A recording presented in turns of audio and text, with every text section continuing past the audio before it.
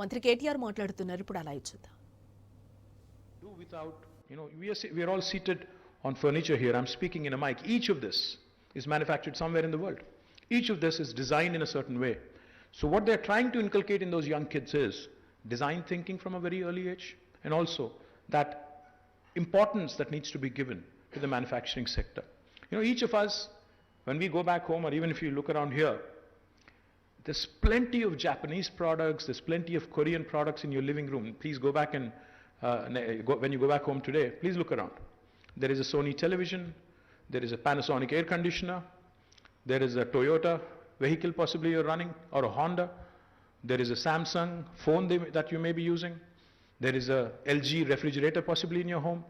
The point I'm trying to make is, what I admire about a country like Japan and companies like Daifuku is the amazing tenacity, the amazing resilience they've shown over the last few decades. Remember, Japan was the only nation in the world which had experienced the most tragic and most devastating atomic explosion, Hiroshima and Nagasaki. In spite of that, despite earthquakes, despite tsunamis, despite natural contours which are against, all the forces of nature are stacked up against them. But it's the human intellect, it's the brain that the Japanese have invested in. It's the humans that the Japanese have invested in that have really propelled them to be one of the largest economies in the world. In spite of having a very small population, with all the forces of nature stacked up against them, with even incidents like the Hiroshima-Nagasaki explosion, yet the Japanese today continue to rule the roost, continue to be a dominant force economically compared to the West and compared to Asia as well. Same applies to Korea. So the one thought, when Srinivas Garu says, we need to focus on manufacturing. Yes, we need to focus on manufacturing. But what I told the US Consul General is, we need to pick up the best elements from different parts of the world. India cannot, and India does not have the latitude.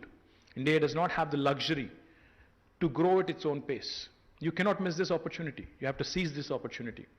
We are uniquely positioned now where the world is looking at different manufacturing, the world is looking at alternate manufacturing locations outside of China.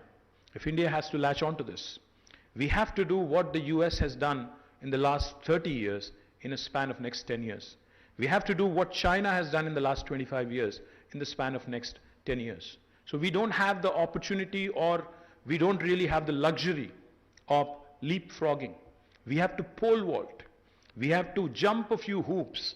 We have to cover a few bases, and we have to focus on not just high-tech manufacturing or advanced manufacturing or smart manufacturing.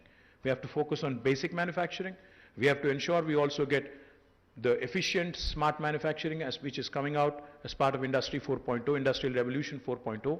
And we also have to ensure that we instill and inculcate design thinking at the school curriculum level, at a very young age, at a school curriculum level, at basic education level, and most importantly, even in the vocational training institutes that we have, the polytechniques, the ITIs, etc., etc.